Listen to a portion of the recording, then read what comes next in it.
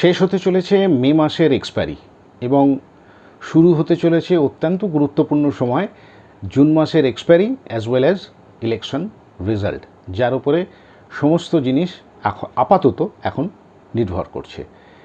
কি কি জিনিস থাকছে আজকে, খুব ইন্টারেস্টিং পার্ট আজকে আলোচনা করার চেষ্টা করব। এই সমস্ত ব্যাপার দেখতে হলে একটু অপেক্ষা করুন, ফিরে আসছি।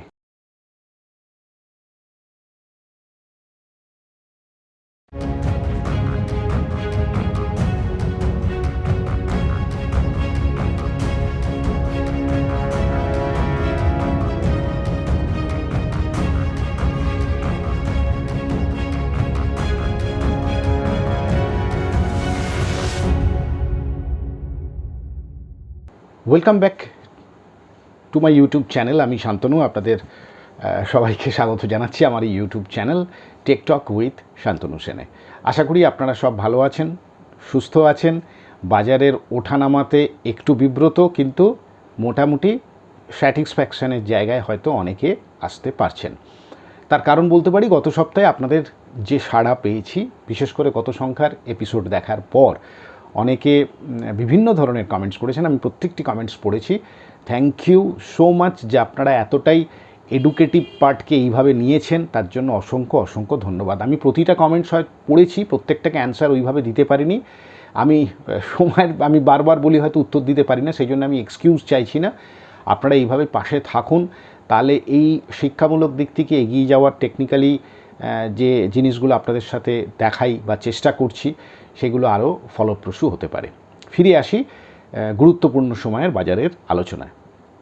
দেখুন, গত সপ্তাহে আমি আপনাদের সঙ্গে যে সমস্ত জিনিস শেয়ার করেছিলাম বা টেকনিক্যালি তার কিয়দংশ কিছুটা হলেও আপনারা বুঝতে পারলেও বাজার যে ওপরের দিকে যেতে চাইছে তার একটা ইন্ডিকেশান আমরা হয়তো পেতে চলেছিলাম, এবং সেটা ফাইনালি আউটকাম হয়েছে এবং 23,000-এর ওপরে সূচক বন্ধ হয়েছে। আজকে যে পার্টটা আলোচনা করব, এটাও আরেকটা ইন্টারেস্টিং পার্ট। অর্থাৎ বিগত 20 বছরের মধ্যে যে 4টি সেন্ট্রাল ইলেকশন হয়ে গেছে এবং যে ইলেকশনটি আপাতত হচ্ছে, এবং যার ষষ্ঠ দফার নির্বাচন এখন হয়তো চলছে, যারা আমার অনুষ্ঠান এখন দেখছেন কিংবা হয়তো শেষ হয়ে গেছে, বাকি রইল আর একটা।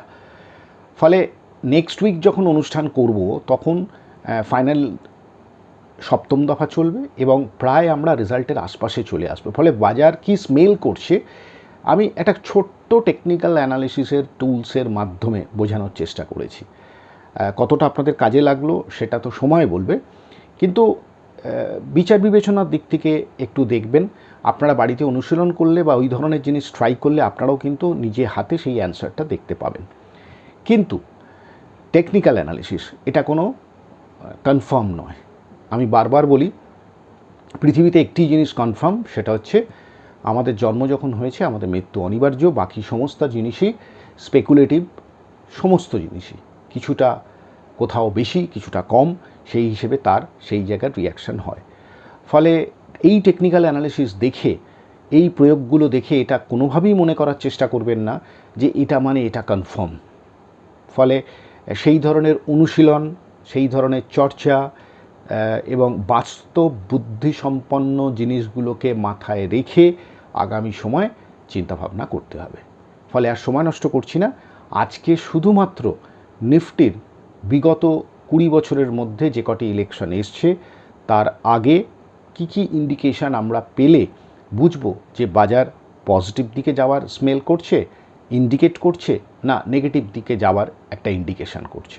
চলুন যাই টেকনিক্যাল অ্যানালিসিসে। আলোচনা করব 27 তারিখ, মে মাসের 27 থেকে 31, অর্থাৎ দেখতে দেখতে আমরা মে মাস প্রায় শেষ করতে চললাম। আলোচনার যদিও বিষয়বস্তু হচ্ছে নেক্সট উইকের মতিগতিতে বাজার কোন জায়গায় দাঁড়িয়ে থাকতে বা দাঁড়িয়ে আছে, কিন্তু খুব ইন্টারেস্টিং আলোচনা আজকেও করার চেষ্টা করব, যেটা গত সংখ্যাতেও আপনাদের সাথে টেকনিক্যালি কিছু বর্ণনা করার চেষ্টা করেছিলাম। তাতে আপনারা যে রেসপন্স দিয়েছেন তাতে আমি খুবই অভিভূত। সেই হিসেবে আজকেও আরেকটি টেকনিক্যাল বিশ্লেষণ করার চেষ্টা করব। বিশ্লেষণটা আমি মেনলি করব নিফটির ওপরে, অর্থাৎ নিফটি স্পট, যেটা মেন মার্কেটের সূচক। যদিও অনেকগুলো সূচকের ওপরে এখন আমাদের চিন্তাভাবনা করতে হয়, তো প্রধানত বাজারের সেন্টিমেন্ট বলতে যেটা আমরা বুঝি সেটা হচ্ছে নিফটি সূচক কোথায় দাঁড়িয়ে আছে। তার পরিপ্রেক্ষিতে অনেকগুলো সিদ্ধান্ত আমাদের এগিয়ে আসে বা বেরিয়ে আসে। ফলে সেই কথা চিন্তা করে আমি আমার বাঁদিক থেকে যে চারটি চার্ট রেখেছি, যেটা আপনারা স্ক্রিনে দেখতে পাচ্ছেন, 2004, 2009, 2014 এবং 2019, অর্থাৎ এই চারটেই হলো ইলেকশন ইয়ার, যেটা সেন্ট্রাল ইলেকশন। সেই সেন্ট্রাল ইলেকশনের রেজাল্ট বেরোনোর আগে যে সমস্ত ওয়েট অফ এভিডেন্স বা আউটকাম টেকনিক্যালি আমরা দেখতে পাই, যার পরিপ্রেক্ষিতে মার্কেট কি ধরনের রিয়্যাক্ট করেছে বা করে, সেগুলো একটু পর্যালোচনা করার চেষ্টা করব। যদিও সতর্কীকরণ হিসেবে এইটুকু বলতে পারি যে এই আলোচনার মধ্যে থেকে আমরা কোনো কনক্লুশনে যাব না, রাদার চেষ্টা করব ডেটা কি বলার চেষ্টা করছি। অর্থাৎ আমি তাদের উদ্দেশ্যে বলছি যারা এই ধরনের আলোচনা শুনে কোনো ধরনের ট্রেড এক্সিকিউশনের কথা ভাববেন, অবশ্যই পূর্ণাঙ্গ আলোচনাটা শুনুন এবং তারপরে ভাববেন বিচার বিবেচনার বিষয়টি। এটা সম্পূর্ণ শিক্ষামূলক দিক থেকে এই ভিডিওটি আমি আপনাদের সাথে শেয়ার করার চেষ্টা করছি। আমি 2004-এ যাচ্ছি এই কারণে, 20 বছরের পিছনের ডেটা। এর থেকে বেশি পিছনে আমার মনে হয় না এক্ষুনি যাবার প্রয়োজন আছে। অন্তত 20 বছরের সাইকেল আমরা যদি দেখি বা 20 বছরের হিস্ট্রি যদি দেখি, তাহলে হয়তো একটু আন্দাজ করতে পারবো আমাদের বর্তমান পরিস্থিতিতে বাজার কোথায় দাঁড়িয়ে আছে। তো আমি 2004 থেকে শুরু করি। দেখুন, 2004-এ আমি এটা ডেইলি চার্ট অ্যানালিসিস করার চেষ্টা করছি। তার মধ্যে আমি একটি মুভিং অ্যাভারেজ ড্র করেছি। এই রেড মুভিং অ্যাভারেজটা হচ্ছে 13 সিম্পল মুভিং অ্যাভারেজ। তাহলে দেখা যাচ্ছে যে রেজাল্ট যেদিন বেরিয়েছিল, একটু টেন্টেটিভ ডেটটা আপনারা দেখে নেবেন, আমি খোঁজার চেষ্টা করেছি, তবুও এই দুটো দিনের মধ্যেই রেজাল্ট আমার সম্ভবত মনে হচ্ছে 17 মে। তো 17 মে হিস্টোরিক্যালি একটা ব্ল্যাক মানডে ছিল 2004-এ। তাহলে এই রেজাল্ট বেরোনোর আগে কতদিন আগে মার্কেট আমাদের কি ইন্ডিকেট করার চেষ্টা করছিল? আমি যে থিওরিটা মেনটেন করার চেষ্টা করি বা আপনাদের সবসময় বলার চেষ্টা করি, যে যে কোনো বিগ ইভেন্টের আগে যদি ইন্ডেক্স 13 DM এর নিচে কনজিকিউটিভ 3টে ক্লোজিং হয়ে যায়, যেটা এখানে হয়েছিল ফার্স্ট, তার আগে ওপরে ছিল, এখানে হলো ফার্স্ট, সেকেন্ড, থার্ড, অর্থাৎ 29/4/2004, প্রায় 15 দিন আগে বাজার একটা স্মেল করা শুরু করেছিল নেগেটিভ, যার লোয়েস্ট লোটা ছিল 1790, গোল গোল ফিগার 1790, এবং তারপরে 1790 ভাঙে 2 পয়েন্টের জন্য কিছুটা নিচে আসে এবং একটা পুল ব্যাক করে 13 DM এর ওপরে একটা নাইট স্টে করে। ফলে এখানে একটা কনক্লুশন টানা যেতে পারে, যদি কোনো ব্যক্তি বা কোনো ট্রেডার যদি এইখানে ট্রেড এক্সিকিউট করে থাকেন এবং একটি নাইটের ক্লোজিং দেখে যদি ট্রেড স্কোয়ার আপ করে থাকেন, তাহলে এখানে তার বেশ কিছুটা পয়েন্ট নষ্ট হলো বা লোকসানের সম্মুখীন হতে পারে। অর্থাৎ 1790 আর এখানে ক্লোজিং হয়ে গেল 1840, মানে ওই হিসেবে দেখতে গেলে প্রায় 50-60 পয়েন্ট ওপরে তার ট্রেড স্টপ লস ট্রিগার হয়।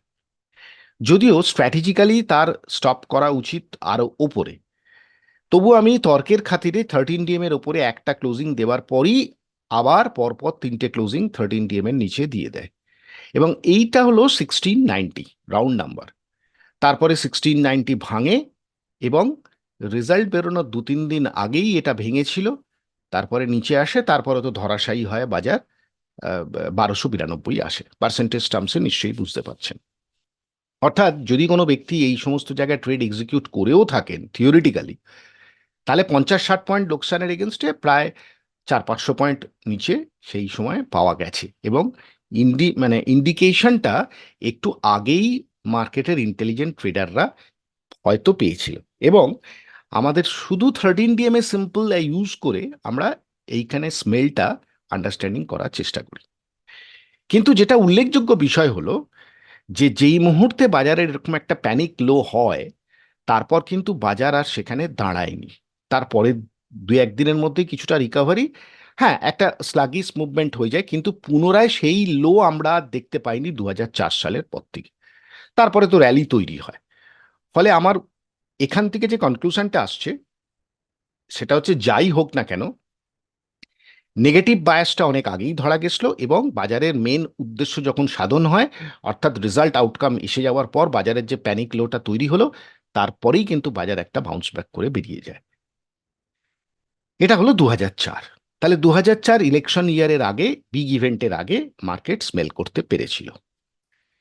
এবারে আমরা চলে যাই 2009, যেটা আরও একটা ইলেকশন ইয়ার। 2009-এ আমি মার্কটা করেছি গোল্ড।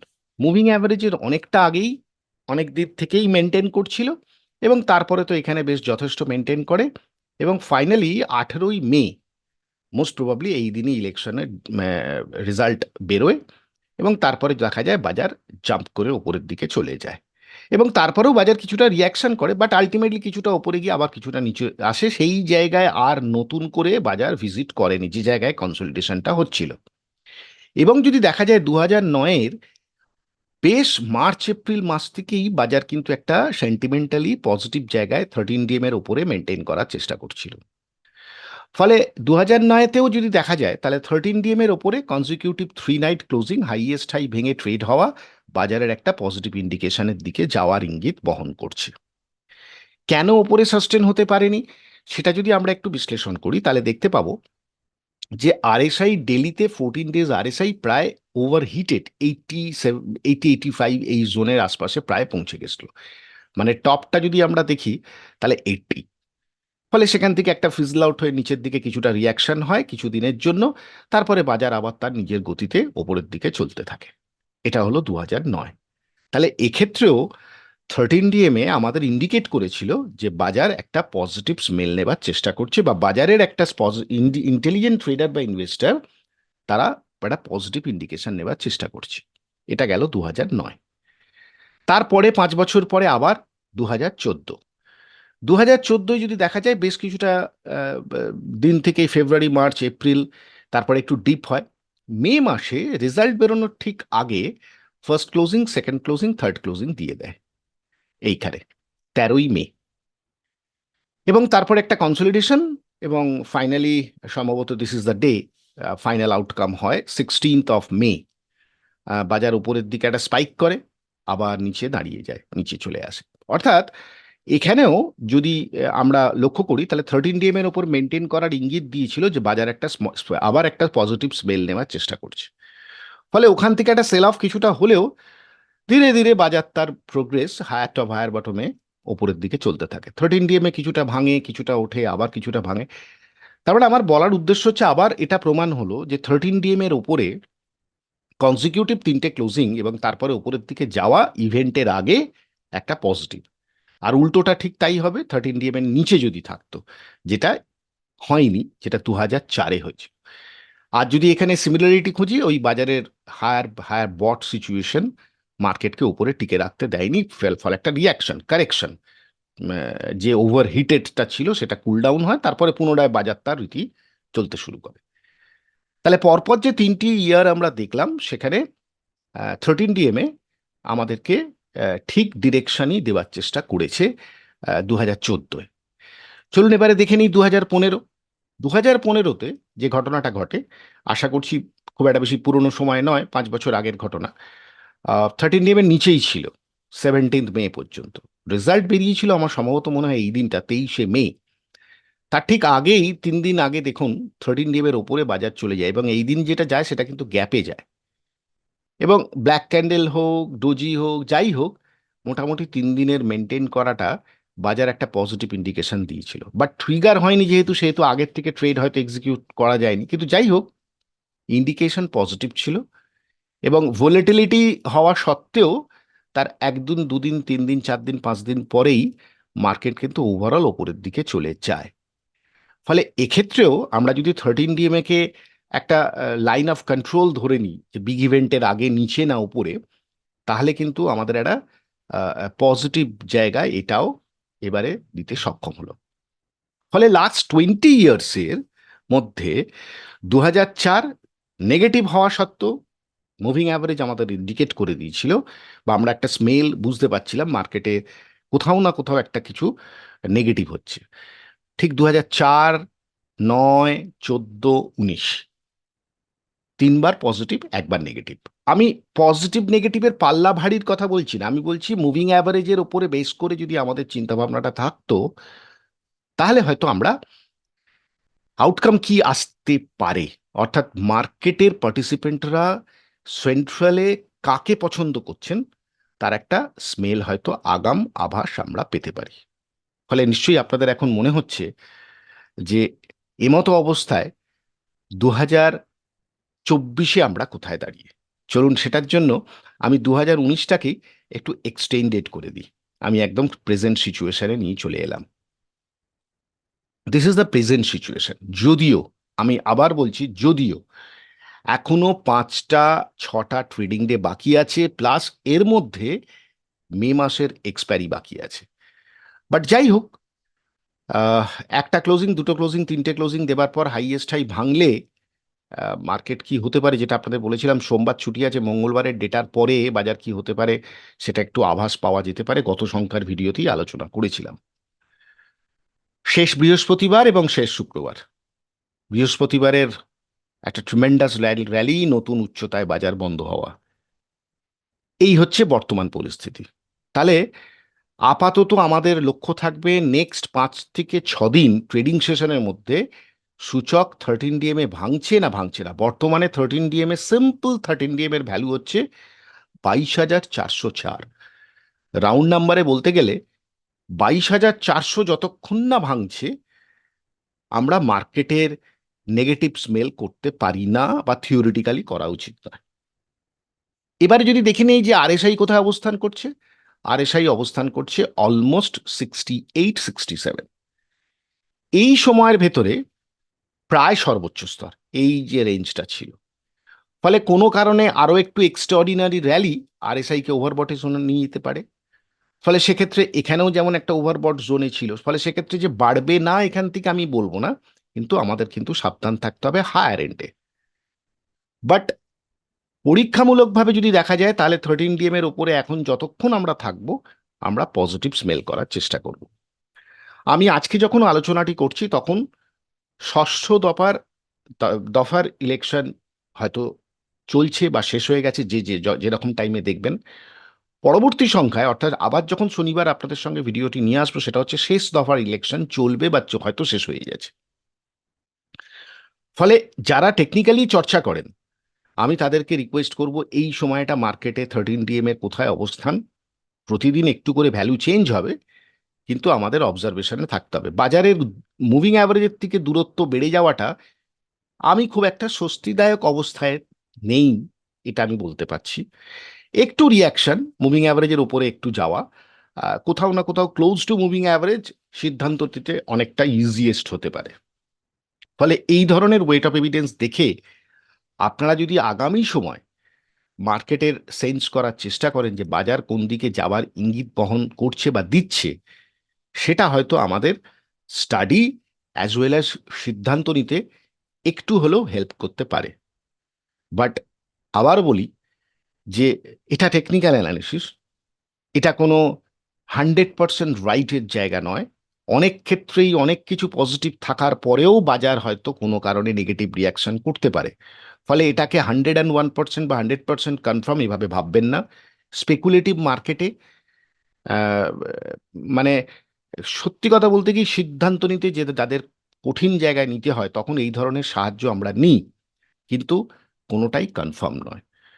সব কিছু ফেভারে থাকার পরেও অনেক সময় দেখা যেতে পারে যে হয়তো বাজার এবারেই ফেল করলো, যেটা লাস্ট 20 বছরে হয়নি। ফলে সেই সমস্ত সাবধানতা দেখে আগামী সময়ের সিদ্ধান্ত আপনাদের নিতে হবে, যেটা আপনারা এক্সপার্ট অ্যাডভাইজারের সাহায্য নিতে পারেন, তিনি যদি সেবি সার্টিফাইড হন। আমার কাজ টেকনিক্যালি আপনাদের একটু ছোট করে বোঝানো যে বাজার কি রিদমে লাস্ট 20 বছরের বিগ ইভেন্টের আগে কি কি ইন্ডিকেশন বহন করেছে। তো এটাই ছিল আজকে আমার ছোট্ট প্রেজেন্টেশন বলতে পারেন, এটা ইনপুট বলতে পারেন। আপনারা বাড়িতে এগুলোকে ট্রাই করতে পারেন। অন্যান্য ইন্ডেক্সের ক্ষেত্রে এই একই মুভিং অ্যাভারেজ প্লট করে দেখুন তারা কোথায় অবস্থান করছে। আমি আজকে ব্যাংক নিফটি নিয়ে আলোচনা করতে পারলাম না, তার জন্য দুঃখিত, দীর্ঘায়িত করছি না। ইন্ডেক্সটাকেই আমি মেন ফোকাস করলাম। আমি চেষ্টা করব আগামী সপ্তাহে এটার কন্টিনিউয়েশন, অর্থাৎ ইন্ডেক্স কোথায় দাঁড়িয়ে আছে আশা করি তখন বুঝতে আরও সহজ হবে, এবং ব্যাংক নিফটি নিয়ে আশা করছি ইলেকশনের রেজাল্ট বেরোনোর ঠিক আগে আপনাদের সাথে কিছুটা হলেও একটু হলেও আভাস দেওয়ার চেষ্টা করব।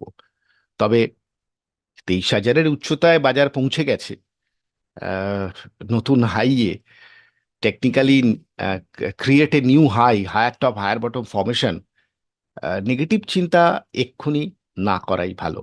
সাবধানতা অবলম্বন অবশ্যই প্রয়োজন। চলুন যাই আমাদের পরবর্তী অধ্যায়। আশা করছি টেকনিক্যাল পার্টগুলো দেখে হয়তো কিছুটা আপনাদের বুঝতে সুবিধে হয়েছে কিংবা বোঝার চেষ্টা করছেন। আর সেটা সার্থক তখনই হবে নেক্সট উইকে বাজারের মতিগতি দেখার পর, অর্থাৎ ইলেকশন রেজাল্টের পরে। এবারে অধ্যায় সাপোর্ট রেজিস্ট্যান্স।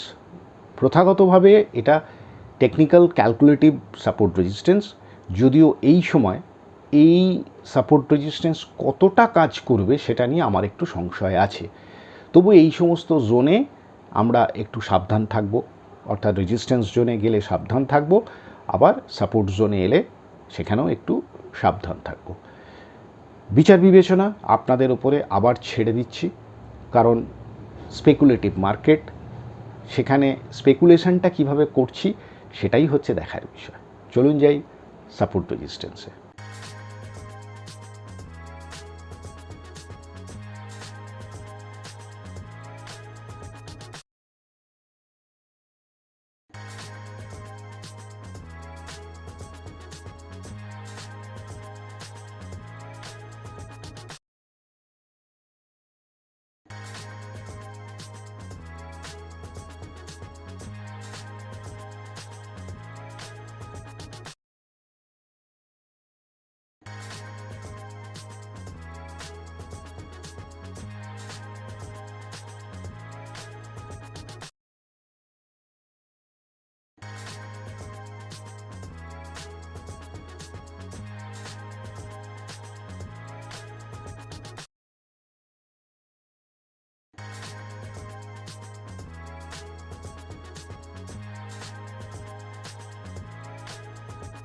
আজকে যে তিনটি স্টকের উপর আলোচনা করব, এই তিনটি স্টক কিন্তু টেকনিক্যালসের প্রয়োগ, একটা ইনপুট মাত্র।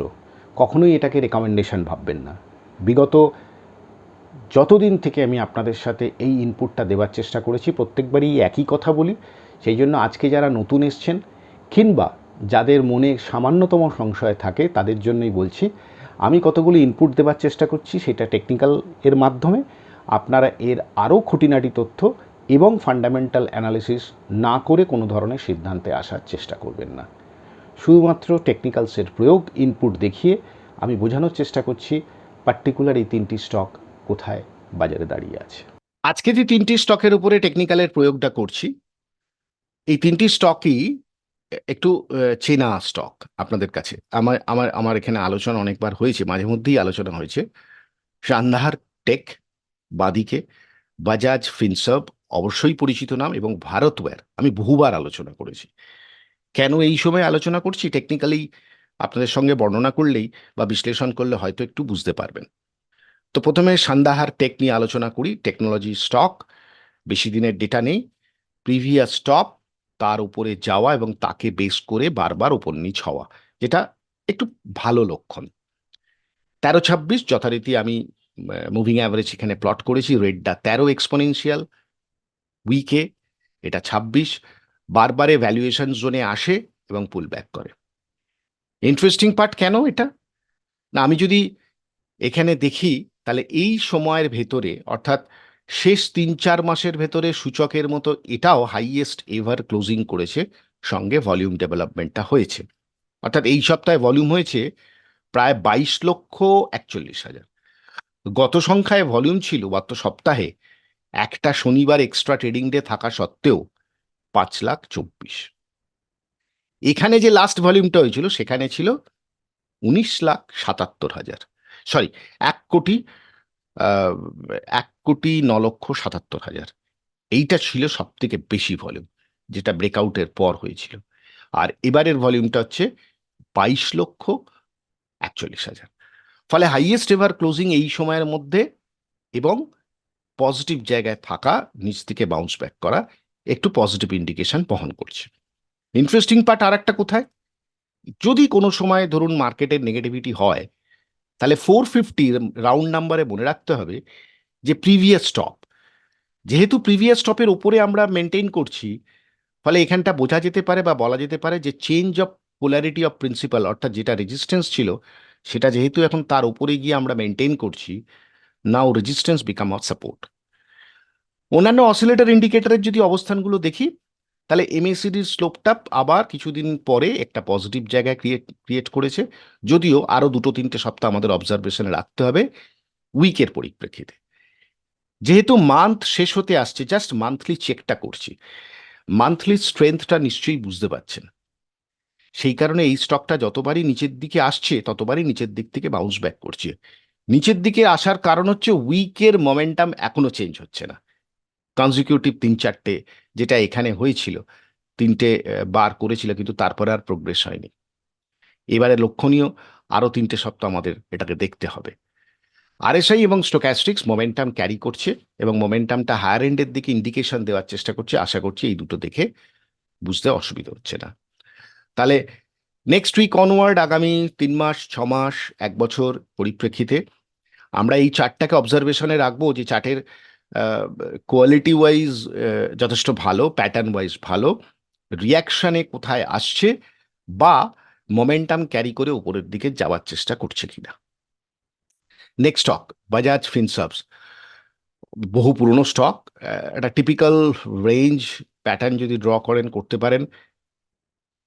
কিসিং পয়েন্টে দাঁড়িয়ে আছে 1326, ক্রস ডাউন হবে কি হবে না। বহুদিন ধরে একটা ট্রেডিং ব্যান্ডে ফেঁসে গেছে আমি বলবো। 1550 থেকে 1500 ভেরি স্ট্রং এরিয়া, নিশ্চয়ই বুঝতে পারছেন। বারে বারে এইসব জায়গা থেকে সিন্স লাস্ট সেপ্টেম্বর থেকে এটা চলছে। ফলে এই স্টকটাকেও আমরা ওয়াচ লিস্টে রাখবো বা রাখার চেষ্টা করবেন। নেগেটিভ জিনিস কোনটা তৈরি হয়ে আছে, এমএসিডির স্লোপ এখনো চেঞ্জ হয়নি এবং ধীরে ধীরে নেগেটিভ দিকে যাবে কি যাবে না তার ইন্ডিকেশন দেওয়ার চেষ্টা করছে। ফলে ভেরি ইন্টারেস্টিং পয়েন্টে দাঁড়িয়ে আছে। উইকলি আরএসআই আর উইকলি স্টোক্যাস্টিক্স এর মধ্যে যেটা ফাস্ট মুভার স্টোক্যাস্টিক্স একটু ওভারসোল্ড এবং মার্কেট নিচের দিকে, এই পার্টিকুলার ইন্ডেক্সটা নিচের দিকে গিয়েও যাচ্ছে না, মানে বাজাজ ফিনসার্ভ ইন্ডেক্সের পরিপ্রেক্ষিতে একটা ছোট ছোট বডি তৈরি করার চেষ্টা করছে, অর্থাৎ ভোলেটিলিটি একটা কমপ্লেক্স মোডে আসার চেষ্টা করছে। ওয়েট অ্যান্ড ওয়াচ, স্টার্টটাকে স্টাডি করতে থাকুন। দেখা যাক আগামী সময়ে এই স্টকটার মধ্যে মোমেন্টামের কোন দিকের পরিবর্তন ঘটে। ভারতওয়্যার, বহু আগের আলোচনা। হোপফুলি যারা আমার চ্যানেল প্রথম থেকে দেখছেন, আহ, আমার যতটুকু মেমোরি রিকল করে আমি বুঝতে পারছি, সেটা হচ্ছে 60-70 টাকার প্রথম আলোচনা এই স্টকটা নিয়ে আপনাদের সাথে তৈরি করি। তারপরে স্টকটি 400 টাকায় পৌঁছে আপাতত আবার একটা টিপিক্যাল, আমি এখানে একটা ফিবোনাচি রিট্রেসমেন্ট ড্র করেছি, টোটাল র্যালি ঠিক 38%-এর আশপাশে বারবার এইসব জায়গাগুলো দেখছে, মানে সাপোর্ট নেওয়ার চেষ্টা করছে। ক্রিটিক্যালি সাপোর্ট এরিয়া আছে 50 অ্যান্ড 61, 61-এর কাছে যদি কোনো সময় আসে, কোনো সময়, আমি আমি মার্ক করছি এই কারণে, সেটা হচ্ছে প্রিভিয়াস স্টপ। তো যেটা আগের একটা চার্টে বোঝানোর চেষ্টা করলাম, যে যেটা রেজিস্ট্যান্স ছিল সেটা যেহেতু ছেড়ে বেরিয়ে গেছে, যদি কোনো সময় এই ধরনের স্টকের প্রাইস অ্যাকশন এদিকে আসে, এই ধরনের জায়গাগুলো কিন্তু ভেরি স্ট্রং সাপোর্টের কাজ করে। 1326 ক্রিটিক্যালি ক্রস ডাউন হয়ে বসে আছে, যেটা একটু নেগেটিভ। দুদিন ধরে পুলব্যাক চলছে, কিন্তু খুব ভাইটাল এরিয়ায় দাঁড়িয়ে আছে। বারবার দেখছেন এখানে ঘুরে ফিরে বারবার এই সব জায়গায় সাপোর্ট দেওয়ার চেষ্টা করছে। ফলে ইন বিটুইন 230 থেকে 250 রাউন্ড নাম্বার, এটার একটা সাপোর্ট জোন। মোমেন্টাম চেঞ্জ করতে গেলে স্টকটাকে যেখানে এই উইকে ক্লোজিং এসছে তারপরে ক্যারি করতে হবে। সেই কারণে এই স্টকটা আমি খুব ইন্টারেস্টিং চার্ট হিসেবে এটাকে রাখলাম। উইকলি এমএসিডির প্রোগ্রেস কিন্তু খুব একটা ভালো জায়গায় নেই। তাই আমার দেখার বিষয় একটাই, যে মোমেন্টামটা হারিয়ে যাবে না হারিয়ে যাবে না। মান্থলি চেক করে নিই একবার, মান্থলিতেও কিন্তু একটু নেগেটিভিটি আছে। ফলে সেই হিসেবে দেখতে গেলে স্টকটাকে আমাদের একটু ওয়েট অ্যান্ড ওয়াচে রাখতে হবে এবং মোমেন্টাম চেঞ্জ হবে কি হবে না এই জন্যই আমি স্টকসটা স্টাডির মধ্যে রাখবো।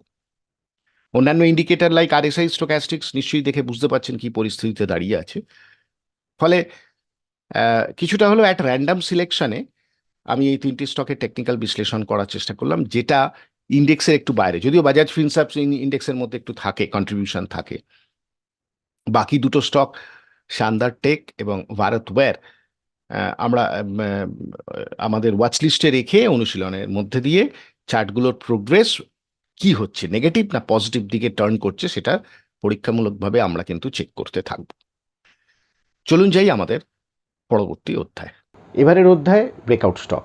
আজ রয়েছে 16টি ব্রেকআউট স্টক বাংলায়, এবং আবার হিন্দিতে, যেটা পরবর্তীকালে রবিবার দিন পাবলিশ করব, সেখানেও আছে 16টি ব্রেকআউট স্টক। এর মধ্যে থেকে খুঁজে নেবার চেষ্টা করুন আপনাদের প্রয়োজনীয় তথ্য, বা টেকনিক্যালি এদের সম্পূর্ণ বিচার বিবেচনা করুন, বুঝতে পারবেন বাজারের মতিগতি বা পার্টিকুলার স্টকের মতিগতি কোন দিকে যাওয়ার চেষ্টা করছে। চলুন যাই ব্রেকআউট স্টকে।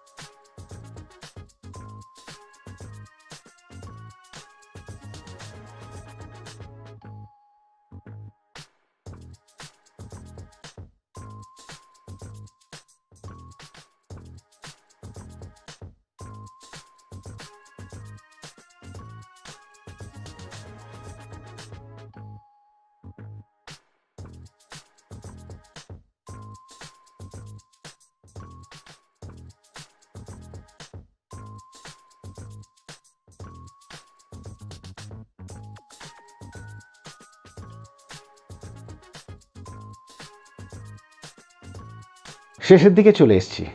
একটু গতানুগতিক কথাবার্তা বলি, তবুও চেষ্টা করছি আপনাদেরকে টেকনিক্যালি বোঝানোর জন্য। কতটা আপনাদের সাহায্য হচ্ছে নিশ্চয়ই কমেন্ট সেকশানে জানাবেন। শেষবারে যেরকম কমেন্টে আপনারা জানিয়েছেন, আমি একটু ইন্সপায়ার হয়েছি, যার জন্য আরও টেকনিক্যালি ভালো কাজ করতে ইচ্ছা করে, এবং সেটা করছিও। আসলে ব্যাপারটা কি জানো তো, টেকনিক্যাল অ্যানালিসিসটা যারা মনে করেন এটাকে বেদবাক্য বলে, তারা এটাকে সেইভাবেই মানেন। আপনার কাছে এফআইআই এর কী ডেটা রইল, কি ডিআইআই কি করছে, আমার মনে হয় না এগুলোর দেখার খুব প্রয়োজন আছে। টেকনিক্যালসটা ভালো করে বুঝুন, এগুলো সব কোরিলেশন। হ্যাঁ, আমি না কখনোই বলবো না, যারা এটা নিয়ে অনুশীলন করেন বা দেখেন, পর্যালোচনা করেন, ডেফিনেটলি তারা করতে থাকবেন, কিন্তু টেকনিক্যালসটাকে ইগনোর করবেন না। ধরুন কোনো একটা XYZ স্টক বাড়ছে, আপনার মনে হচ্ছে এটা আর বাড়বে না, আপনার কথায় তো আর বাজার চলে না, টেকনিক্যালস কি ইন্ডিকেট করছে সেটা দেখুন তাহলে। বা আপনার আমার ভাবার চিন্তায় তো হয় না, ভাববো কম্পিউটারের সামনে বসে, যখন ভাববো নিজে বোকা, কম্পিউটারটা চালাক। তো টেকনিক্যালসের প্রয়োগগুলো এইভাবেই করতে থাকুন, দেখবেন সাকসেস অটোমেটিক আসতে শুরু করবে। কারোর কথায় কান দিতে হবে না। কে কী বলছে, কোন এফআইআই কি কিনলো, কোন ডিআইআই কি বেচলো, কি এফআইআই বেচলো কি কিনলো, আমার মনে হয় না এগুলো রেলিভেন্ট আমার কাছে। তো যার জন্য আমি কোনো সময় এগুলো দেখি না। তবে আপনাদের বারণ করব না, আপনারা যারা অভ্যস্ত বা যারা সেইভাবেই ট্যাকটিক্যালি চলার চেষ্টা করেন, তাদের জন্য অলওয়েজ তাদের মতো করেই করুন। এখানেই আজকে শেষ করছি। অনুরোধ একটা রাখি সবসময়, যারা আজকে নতুন এসছেন তাদের তো অবশ্যই রিকোয়েস্ট রইল চ্যানেলটাকে সাবস্ক্রাইব করতে পারেন যদি ভালো লাগে, লাইক শেয়ার কমেন্ট করে আমাকে ইন্সপায়ার করতে পারেন। আর যারা পুরনো আছেন তাদেরকে বলবো এভাবেই পাশে থাকুন, এপিসোড দেখুন, গঠনমূলক সমালোচনা করুন, আমি সবসময় তার জন্য রাজি আছি। ভুল ত্রুটি ক্ষমা মার্জনা একটু করে নেবেন, সময় পেলে উত্তর দেবো, সেই জন্য আমি কমিটেড নয়। আর আপনারাই বলবেন আপনি উত্তর দেন না, তো আমি চেষ্টা করব সব কিছু কখনো একটা সময় বার করে উত্তর দেওয়ার। তবে খুব ইন্টারেস্টিং জায়গায় কিন্তু বাজার যাচ্ছে, ফলে ধৈর্য ধরে টেকনিক্যালসগুলো একটু দেখুন, চর্চা করুন, দেখবেন উত্তর পেয়ে যাবেন। শেষ করছি আজকে। এতক্ষণ আমার সাথে আমার অনুষ্ঠান দেখার জন্য অসংখ্য অসংখ্য ধন্যবাদ।